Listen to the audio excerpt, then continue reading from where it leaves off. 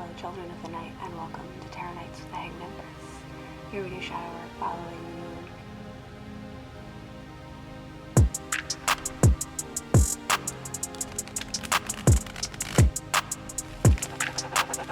Yo, VI, play the beat.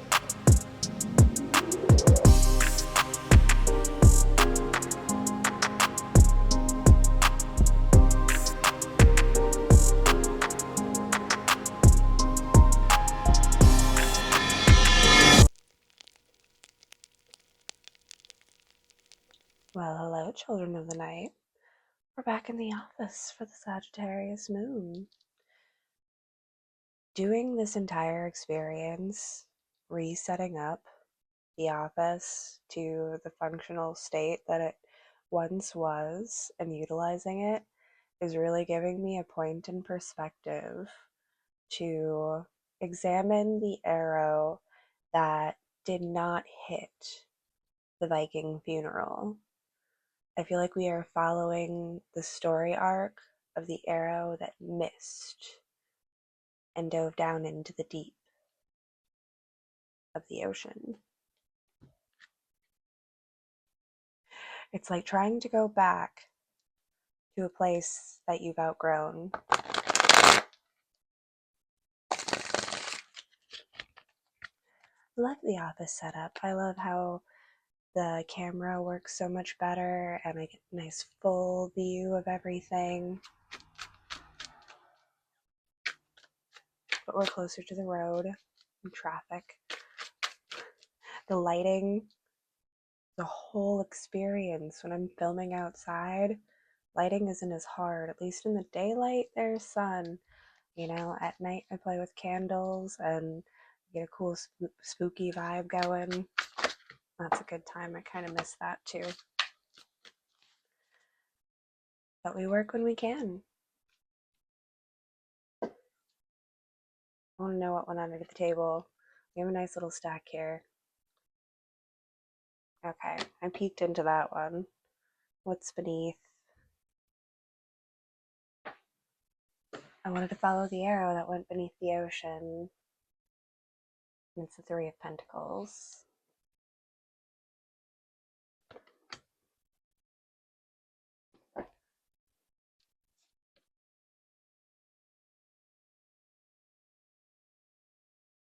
What's beneath, what's in the deep is a sunken team. There's a submarine down there. It wasn't a ship. It was beneath the surface.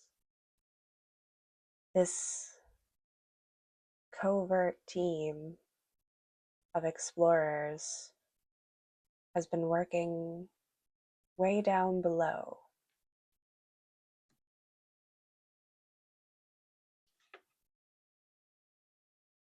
Is this the thing we were supposed to blow up?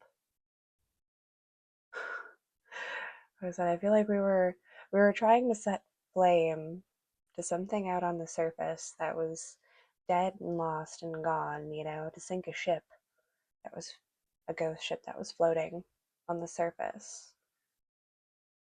But the arrow went down into the ocean and it found the submarine.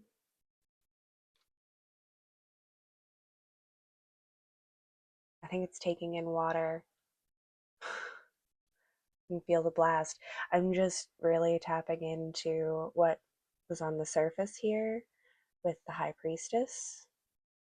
And I'm just kind of feeling as she grabs and holds the crystal ball there. I'm just kind of feeling and seeing through the other set of eyes what's going on underneath. It's just as crazy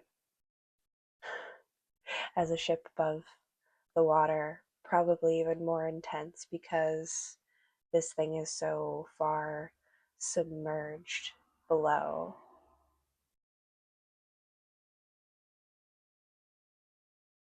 It feels crucial, but I'm not sure of the attachment. I want to keep going in story mode, but I want to be sure of our direction and our directive, and that we're going to a clean space. Because once we go down in there and see what's really going on, we might be surprised with what we see. So I'm just very slowly contemplating this and taking some like deep breaths, you know, double checking the scuba gear and whatever else we have to go down and examine this functioning system, this team that's been working beneath the surface. All right, High Priestess,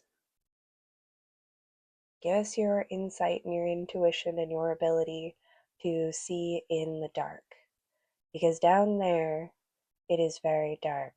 It is the bottom of the ocean at night, and the only thing I can see is that red flashing light, the emergency lights going off. I can't even hear anything. Like I feel like there's noise, but it's also drowned out. Like my ears are filled with water.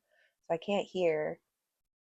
I can just see this red flashing and like feel hearts beating, lungs filling with air, and the air thinning around as these people breathe because they're sucking up all of the good oxygen. And there's something wrong with the air intake. Not only are they taking in water, but they've lost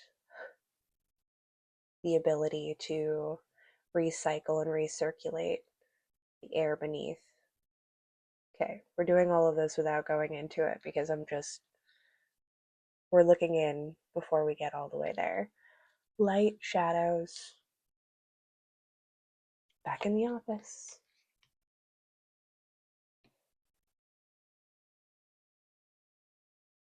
Yeah, okay.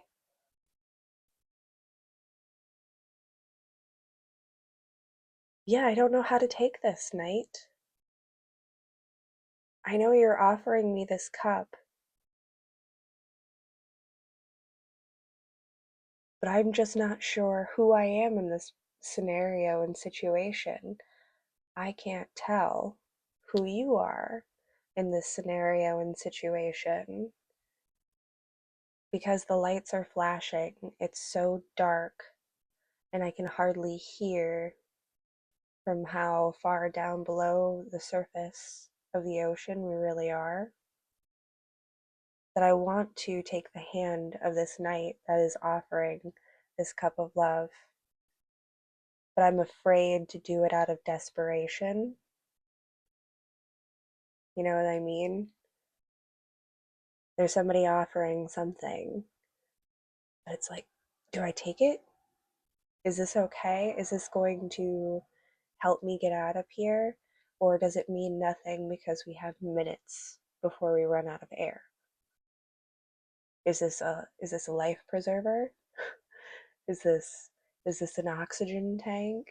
Well, we're drowning in a submarine. Why are you giving me a cup of water?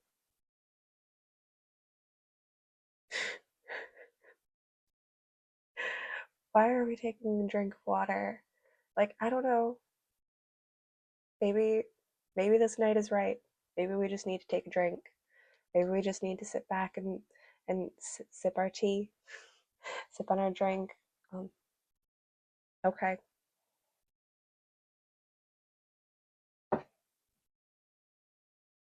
To trust in an untrustworthy world is a big ask. This humble knight who gives offers almost. No, the only word that's coming to mind is like gallivant. Like this knight is gallivanting around, like tossing favors. It's like, do you even have the stamina to back that up? Do we even have the stamina to back up the offers that we have right now? It's cancer season. I'm so tired. I don't know, I want to get up this morning. Good part of the reason why we're in the office today. Overslept. I was like, I have an extra day. Sagittarius is slowing down a little bit. We could just do this later. It's fine. And I kept questioning myself, why am I trying to put this off? Because we have time. Don't worry about it. Why am I not worried about it? When this is the one thing that is a targeted goal for me, why am I trying to push this off? Why am I trying to push off this offering or this or backing up offerings that I've made? This is a devotion for me. This is a dedication. This is me coming here and doing this is my promise to you that I'm going to keep coming here and doing this. My consistency speaks for itself, how dedicated I am to showing up in this light and regard for the people. So why would I question it? Why would I not feel like doing it when we have to sit back and we have to think about that? Why would I? Well, take into account all of the circumstances and situations. How clearly are you going to see this cup when you're in a particular circumstance and situation? If we were standing on top of a cruise ship right now, sailing into the sun, having a grand old time, if it was a party and you offered me a drink and you offered me this cup, dear knight, I would take it no questions asked. Absolutely. What a wonderful vibe. I might not be in that position to question you, but because I feel like we're in this submarine in an emergency situation, it feels off putting. And that's more to do with the environment than the presentation itself. And I think that's something that we need to take into account. Again, if you're making offerings to people, saying you're going to do stuff, or if people are making offerings to you and saying they're going to do stuff, your circumstance and situation is going to shape how you perceive this offering. Like, is this a good time? Is this even a good time? I don't know. Maybe it's not. Maybe this isn't what I need right now. Even if it's something that I want, maybe it's not something that I need right now. Maybe when we get out of this and we're back up on the surface, I'll take that cup. But right now, we're drowning. I don't really need a cup of water. Okay, okay. This is heavy and intense, and I know that this stack is not so heavy and intense. At least I think so. I peeked, but let's keep going down story time.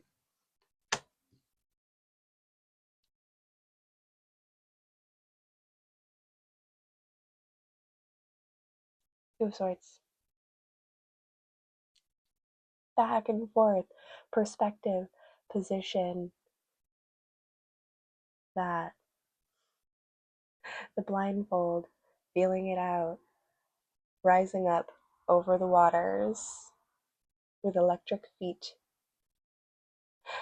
to come to the surface and gain a perspective and a vantage point to see the truth in all, to see the true value in all. What is good in one place might not serve in another. Except as to put it into position, but that doesn't determine once and for all whether a thing is good or bad. Because it has more to do with the environment and our own perception of that thing at that time and how we're feeling about it, what kind of emotions we are under, and aligning with ourselves. Our intentions matter just as much as theirs do. I think that's why we're slowing down. We have that overwhelming desire to slow down, to sleep, to rest. And I think that's very counterintuitive to the Mars in Virgo action that I do believe is still happening. Yeah, Mars in Virgo. I'll have to double check that. But either way, with Leo or Virgo, wherever we're standing at this point between those two, the action is pulling us to do more and more and more. But the energy of the sun is like, slow it down. Slow it down just a little bit. We're running real hot, and we got to get a pace. We got to settle in, settle in. That Capricorn full moon is coming up. It's right around the corner. That's the big show. We're just getting a little extra time, again, with that Sagittarius moon to slow it down. You ready? Okay, okay. Eight of Cups. Okay, okay. Yeah, that is a lot. That is a lot of emotions. We have taken the emotions that we were under in the moon, and we have done an immense amount of calculations. There's some Virgo for you. We did an immense amount of calculations and organization, and we took everything that we got from this one cup and poured it into 8 to separate. Poured it into 8 to separate, to delegate, and to determine the true value and position. Where does this go? What's the proper time and place? We were doing all of this math. We were already doing all of this math. So funny. I was running through this whole stack before we even got there, just talking on the High Priestess, weren't we? But yeah, we're evaluating this cup. This cup was given to me under these circumstances and these situations. Therefore, it goes here because it means this in this place. But if I took this cup and I tried to put it over here, it would throw off the balance of the entire thing because this is no place, point, or position here whatsoever. So, taking and delegating and mathing out and separating under the moon, under our emotions, calculating. Very, very calculated. All right. Thank you. Lovers. Balance. Aha. When we took all of the weight of the 8 and divvied them out, separated them, put them into their appropriate places and positions, we come together. We are not separated anymore from whatever it is that we're feeling separation from. And like first instinct, people want to say that the Lovers is representative of a people, but this feels like more than just a people.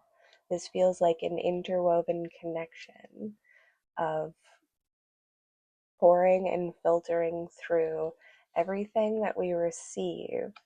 We separated it all out, did the math and the measurements and the sizes and the weights, and we put everything into its proper categories, and it all dropped down into this perfect alignment and balance of self.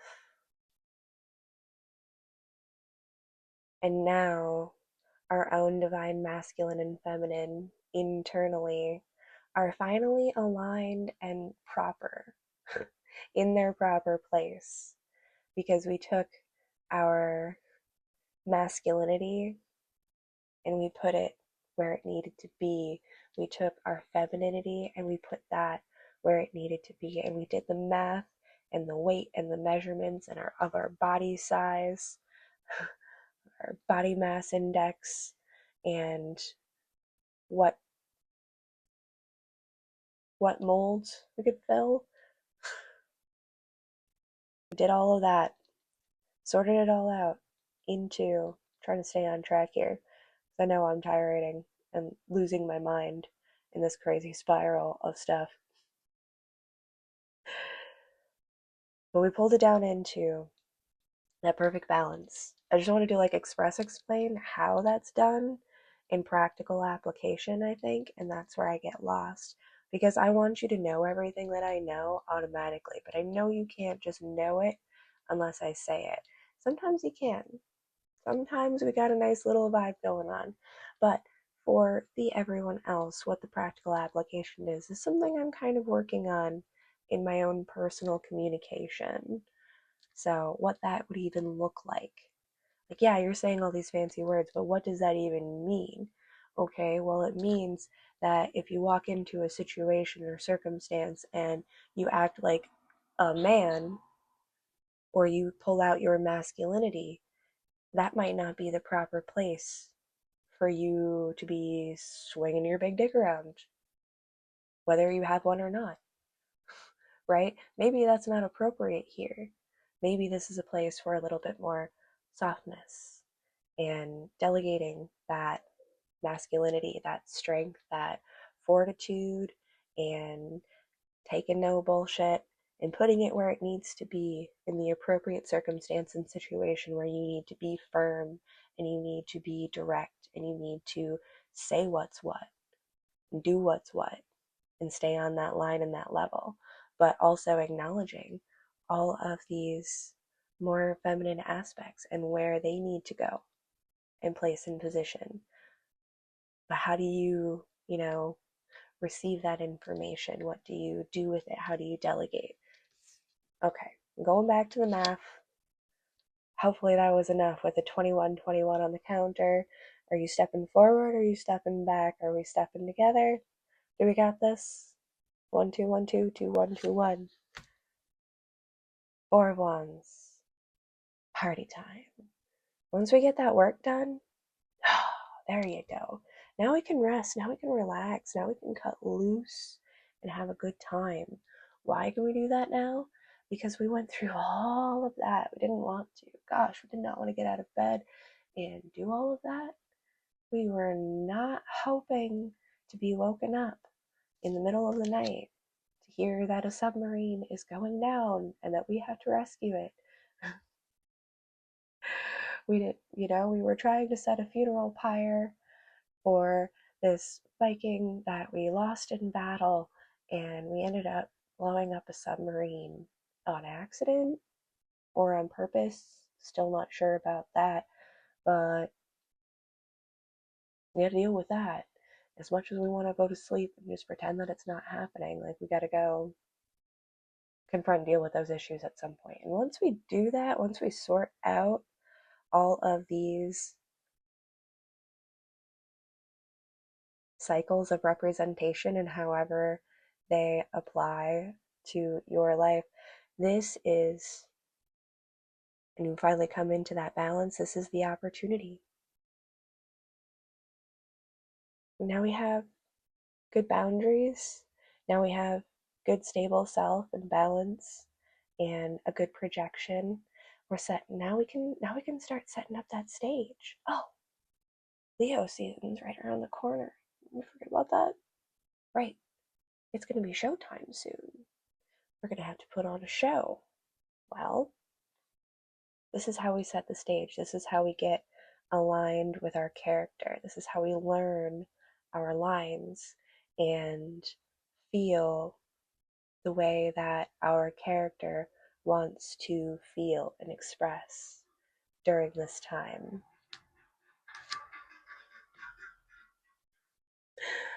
Five Pentacles. Yeah, I know. There's still not much to go around. We're still working on a budget. Thanks for the reminder.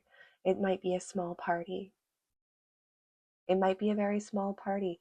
Due to budgets, I think that's why. So, I think the people down on the submarine, I think that there's going to be a lot of people, places and things and circumstances that feel like they're being left out in the cold, they're being shut out because of all of this important transformation that you're going through. However, we're just on a very tight budget. We don't have very much ourselves right now to dole out. We've got all of this, but we don't want to just put it anywhere.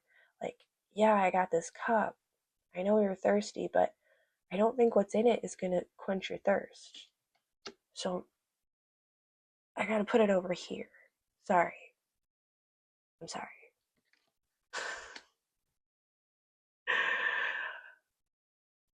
We have to delegate and determine. Like, I only have 8 cups. I do not have 10 cups right now. We're going through this whole process. Some things are getting broken and spilled during our cleaning process. Whenever I clean anything, like a major cleaning project, I always make a way bigger mess before everything gets put down into like its perfect cleanness. I can't help it. I have to. I have to tear everything apart and make a gigantic mess because I'm cleaning in all of the little places and spaces that all of those corners. There's 8 corners, not 4 corners. There's 8 corners in this room. We have to take things off of the shelves and move things around.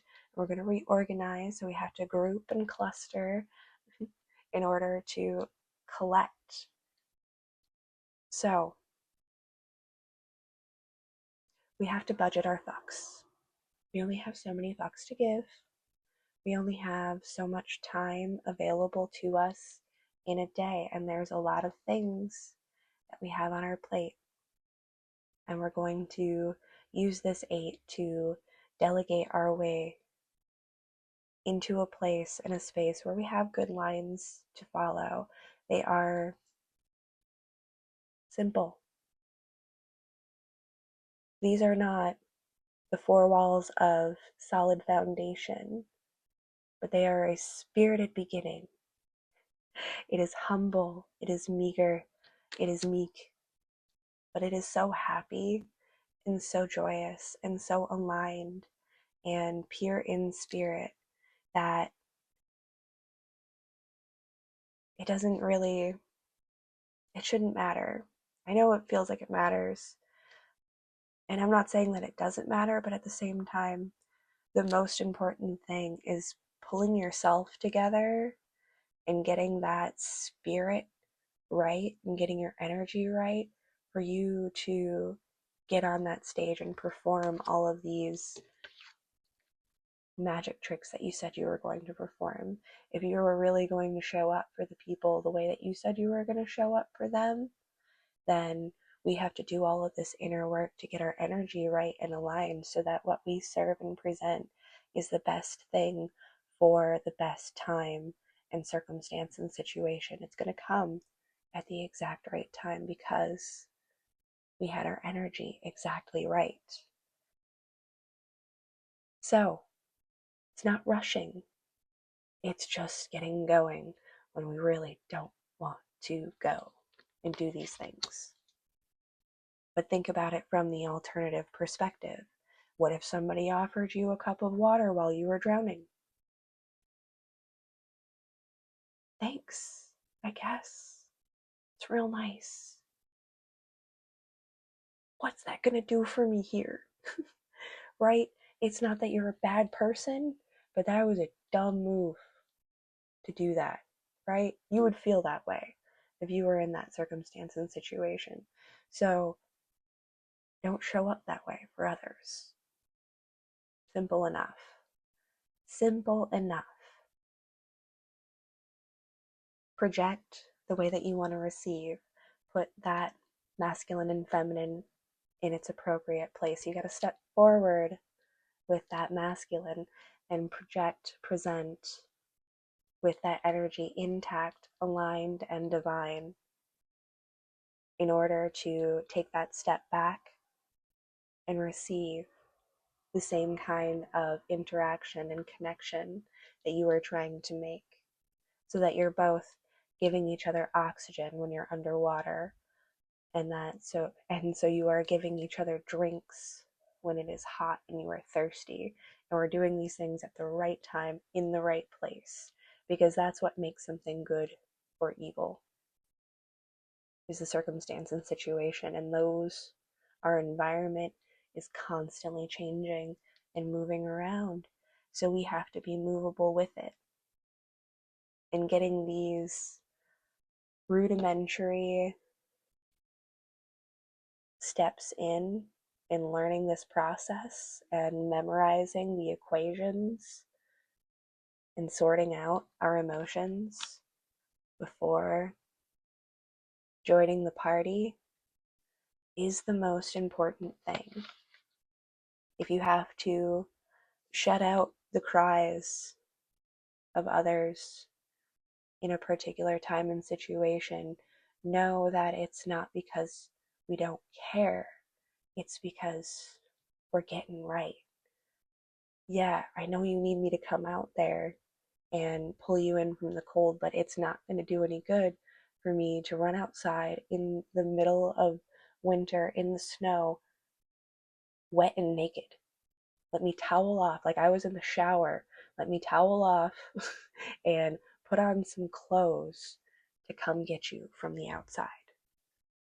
That's not crazy. That's not selfish. That's not ridiculous. Okay? And it depends on the situation and the circumstance, obviously. Acts of heroism sometimes are ugly or messy, but is it that kind of situation? Again, did we do the math? Did we weigh it out? Did we evaluate, like, how serious, pertinent, immediate is this? How much time do I really have to do it? And calculating that out. Like, no, we don't have all of the time in the world, but we might have enough time to get ourselves in a better position to be more help if we do this process. Very interesting read, Sagittarius. I'm not going to pull any more cards, I don't think. I say that and then I reach. I haven't done any oracles for a while. I had like a schedule and then I ignored it. Nah. But I felt something and I almost just want to take what's on the bottom of the deck because it's patience. We need to practice patience. We need to allow others the opportunity to practice patience. Little red balloon. It's coming. We're coming. The light at the end of the tunnel. It's seen now. We can see where we're going and what we're doing. We just got to keep stepping through and getting ourselves changed and dressed and ready for the next act. Come Leo season. Thank you, children. Have a fantastic moon. We'll see you next time.